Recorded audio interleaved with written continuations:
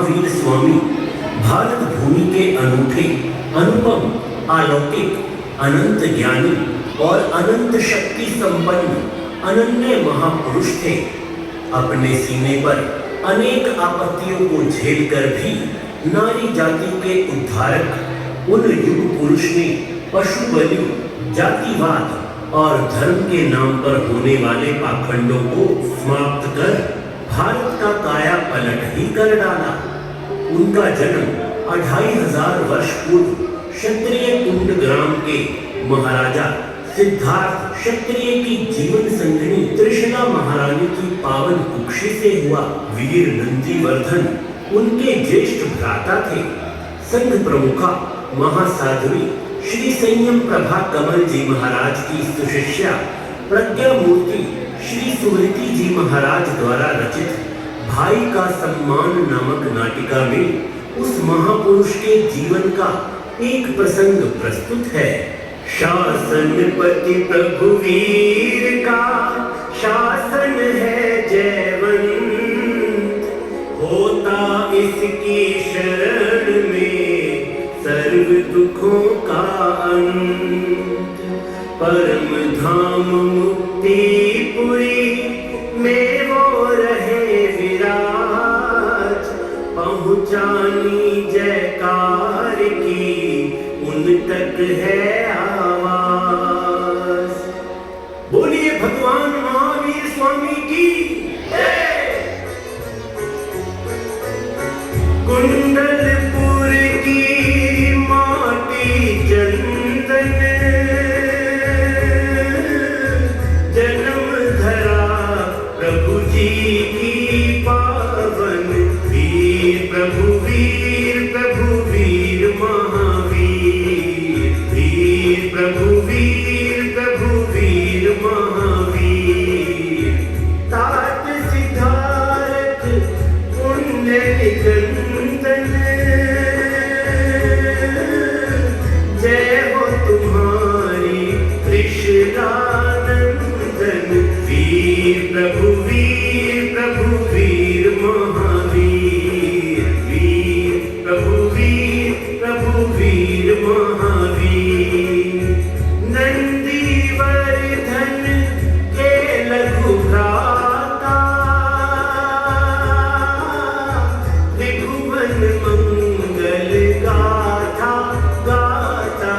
वीर प्रभु वीर महावीर, वीर प्रभु वीर महावीर।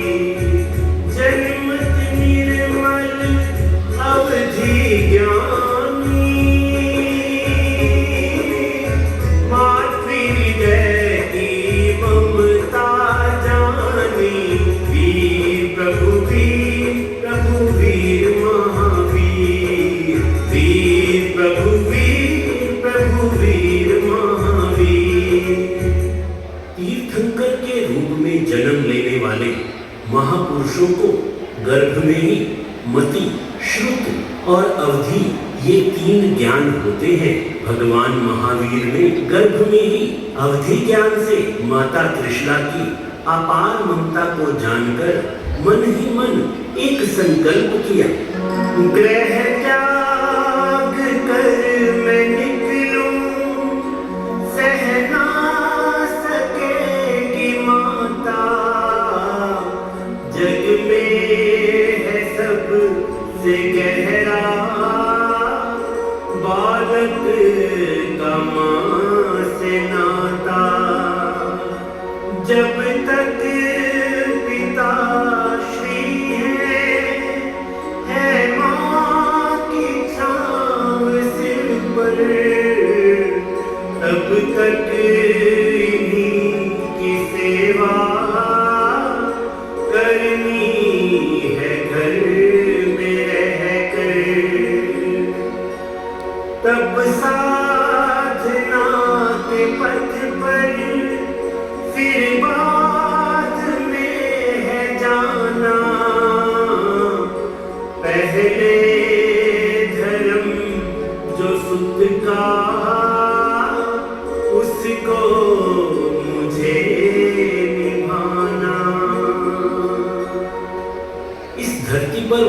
महापुरुषों का जन्म अपने व जगत दोनों के कल्याण के लिए होता है। चरम शरीरी होने से भगवान महावीर का उसी भव में मोक्ष जाना निश्चित था। इसीलिए संसार को आत्मधर्म के साथ साथ पुत्र धर्म सिखाने हेतु उन्होंने माता पिता के जीवित रहते संयम ग्रहण न करने का संकल्प कर लिया। ज्ञान बल से वे यह भी जानते थे कि उनके सिर पर माता पिता का साया 28 वर्ष तक ही रहेगा, पर आज के विघ्न बहुल कलयुग में जब वैराग्य हो जाए तभी दीक्षा ले लेना उचित है। इस युग में समय की इंतजार सांसों के रुकने के समान है। जैसे हजारों लाखों में मुश्किल से कोई एक केस होता है जो रुकी हुई सांसें फिर से चालू हो जाए, ऐसे ही कोई वैरागी किसी कारणवश रुक जाए तो हजारों लाखों में कोई विरला ही होता है जो बाद में संयम ग्रहण कर ले। 28 वर्षीय भगवान महावीर अर्थात राजकुमार वर्तमान माता पिता के दिवंगत होने पर अपने ज्येष्ठ भ्राता नंदीवर्धन से दीक्षा की आज्ञा हेतु निवेदन करते हैं। दोनों भ्राताओं के निश्चल प्रेम की एक झांकी आपके समक्ष प्रस्तुत है। लघु भ्राता वर्धमान का ज्येष्ठार्य के चरणों में प्रणाम है। आइए आइए प्रिय अनुज पधारिए।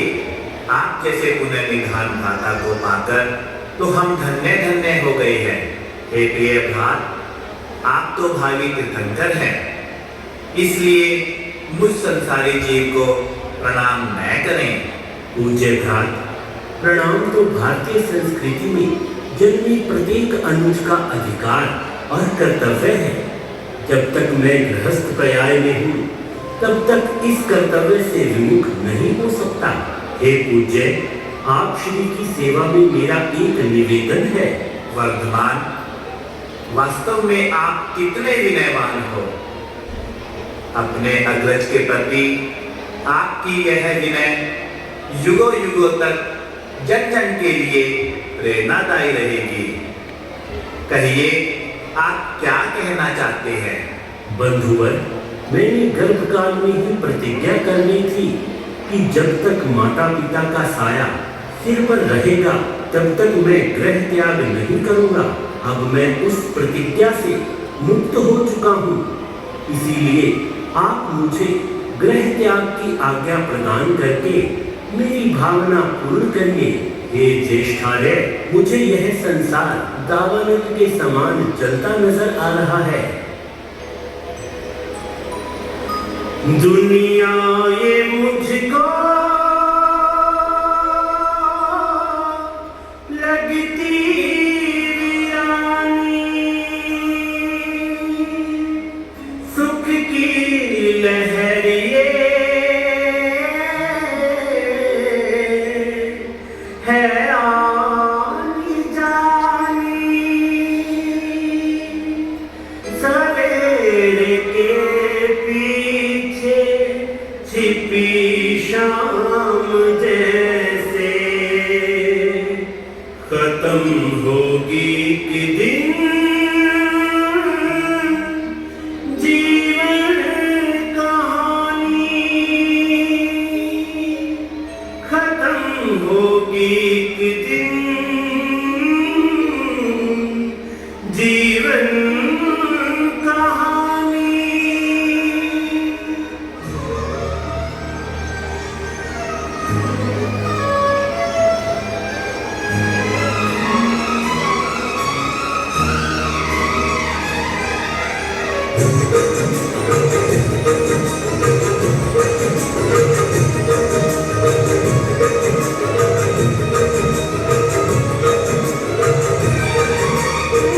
इस आत्मा की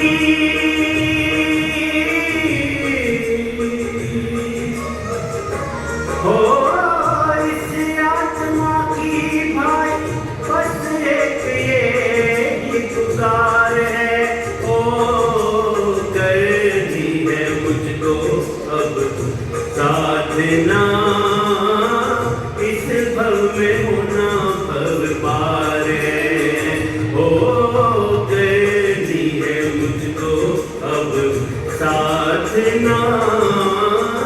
इस भव में होना भव पार है।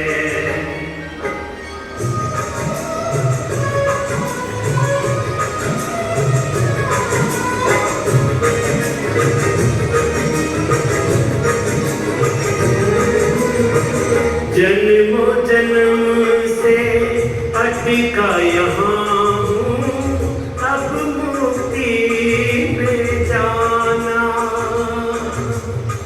भव भव में दुख झेल रहा हूँ, अब शाश्वत सुख पाना। फीका हर एक नजारा है क्षणिक सुख ये सारा, भीगा संवेग धारा से हृदय है हमारा। देता दिखाई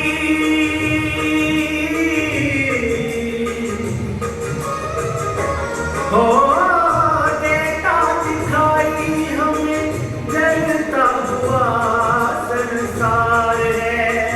ओ हरनी है मुझको अब साधना, इस भव में होना भव पार है।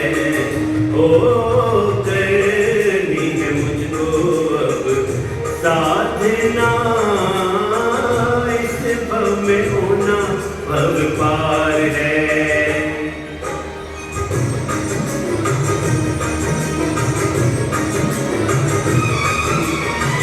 आज्ञा दीजिए हमको भ्राता, तप करने बन जाए।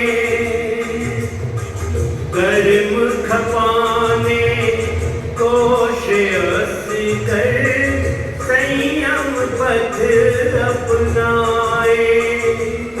घड़ी तीरने की आई है खुशी मन बिछाई, मोह छोड़ो ऐ भाई हमको दे दो विदाई। सुख भोग सारे हो, सुख भोग सारे हमें लगते विनश्वर है पार है। हो करनी है मुझको अब साधना, इस भव में होना भव से पार है। ओ करनी है मुझको अब साधना, इस बस बस वर्धमान, बस मेरे भाई, तेरी इन बातों ने मेरे हृदय को छलनी छलनी कर दिया है। मेरे लाडले, इस दुनिया में अब एकमात्र तुम ही तो हो जिसके दम पर तुम्हारा भाई जी रहा है। जानते हो तुम कि माता पिता के जाने से मेरा मन कितना परेशान है। बंधु स्वजन अपने स्वजन के गांव पर भी नमक नहीं छिड़कता, वह मरहम पट्टी कर घाव को भरने की चेष्टा करता है।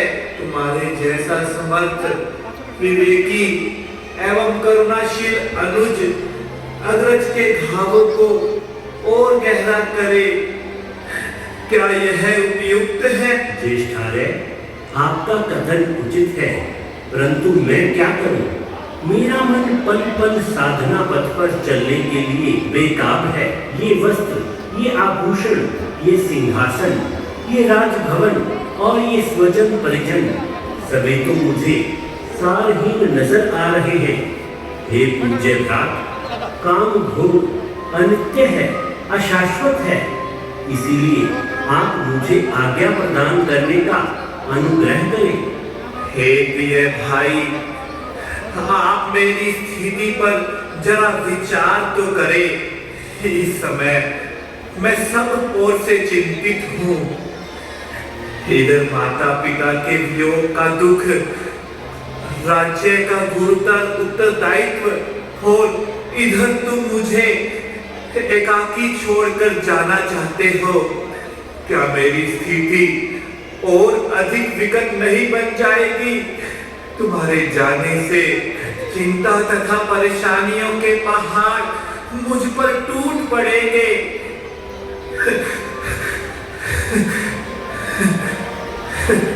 मातुश्री, पिताश्री, सुना आपने वर्धमान क्या कह रहा है? मातुश्री, पिताश्री, मैं वर्धमान के वियोग को नहीं सह सकता। आप भी चले गए, ये भी चला जाएगा तो मैं जिंदा कैसे रहूंगा? भाई, तुम मेरे भाई हो, मेरे सहारे हो, मेरी शक्ति हो।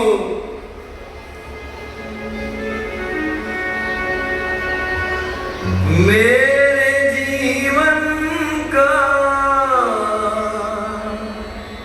तन का और मन का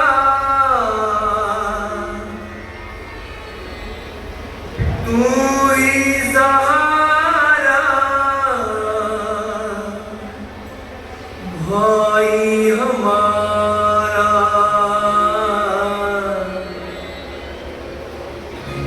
तेरे बिन हम ऐ भाई जी न पाएंगे, तेरे बिन हम ऐ भाई जी न पाएंगे।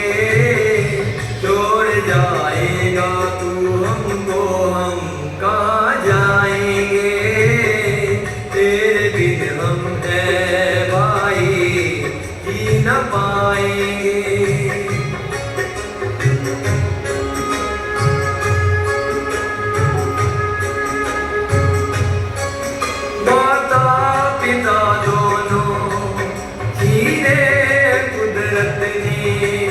गम ये दिया कितना बड़ा हमको किस्मत ने, ठंडी चिताएं भी उनकी हो न पाई है। मेरे अंजमन में तुम्हारे क्या ये आई है? आंखों का सामन रोता ये गन गन, तुझको पुकारे भाइयों प्यारे। दर्द दिल तेरे सिवा किसको हम सुनाएंगे? छोड़ जाएगा तू हमको, हम कहाँ जाएंगे? तेरे बिन हम ऐ भाई जी न पाएंगे।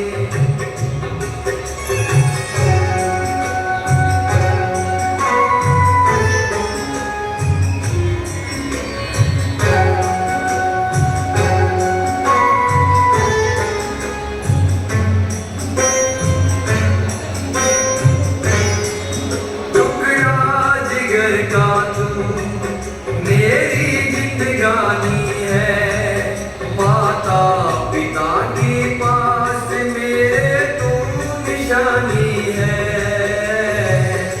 दुख हमें हो कोई पल में मिटाता, तू आजा गले लग जा, मेरे क्यों पास ना आता तू? साथ ना छूटे, हाथ ना छूटे, घर में ही रहना, कुछ ना अब कहना। धीरे धीरे ही अपने दिल को हम टिकाएंगे। छोड़ जाएगा तू हमको, हम कहाँ जाएंगे? तेरे बिन हम ऐ भाई जी न पाएंगे।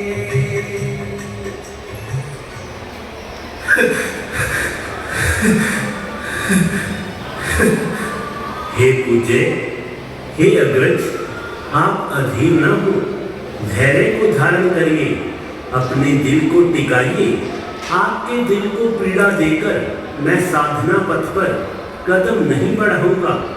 हे पूज्य, फरमाइए कि आपके लिए मुझे कितने समय तक रुकना होगा? हम जानते हैं तुम हो न सिर्फ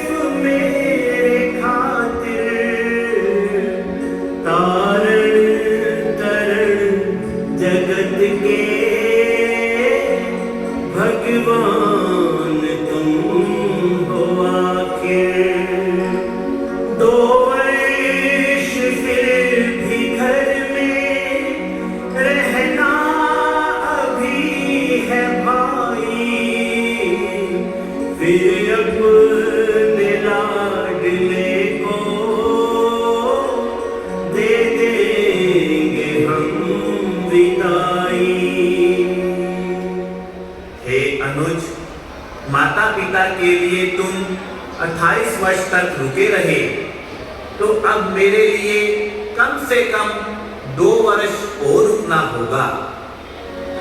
चरण स्पर्श कर घात की आज्ञा की स्वीकार, व्यक्त किए अपने हृदय के फिर है उद्गार।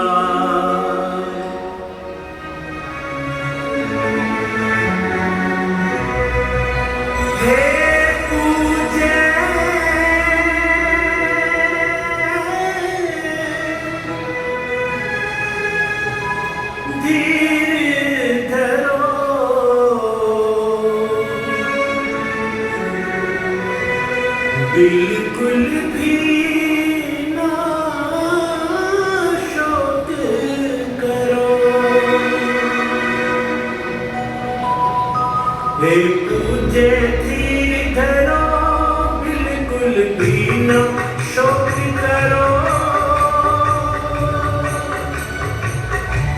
आज्ञा ली मैंने जग में जो आएगा वह जाएगा भी एक दिन, करना नहीं आज ध्यान। हे पूज्य धीर धरो, बिल्कुल भी ना शोक करो। आज्ञा ली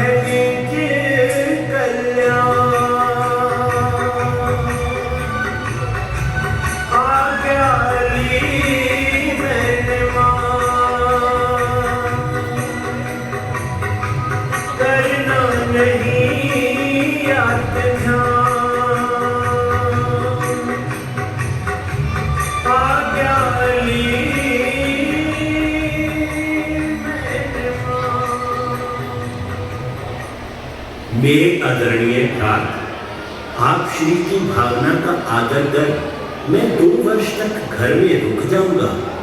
किंतु घर में मेरा होना न होना एक जैसा रहेगा।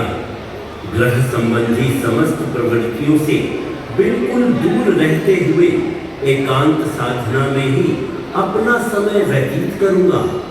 ठीक है वर्धमान, जैसा तुम चाहो वैसा ही करना भाई, उसमें मुझे कोई आपत्ति नहीं है।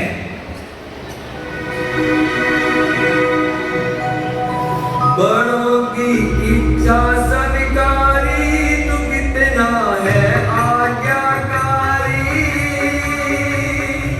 तू है बड़ा गुणवान,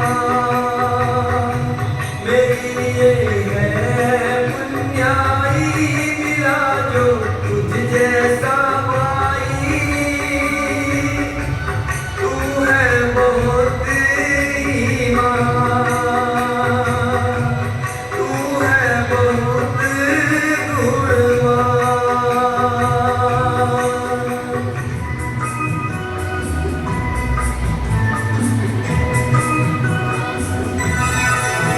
आँखों के आगे तू रहे, इच्छा है ये केवल। दिखता रहेगा तू मुझे, है बस यही संबल। तू बचपन से योगी है, भोगों में भी योगी है। तारण तरण चलिया, तू है बड़ा गुणवान। तू है बड़ा गुणवान, तू है बड़ा गुणवान।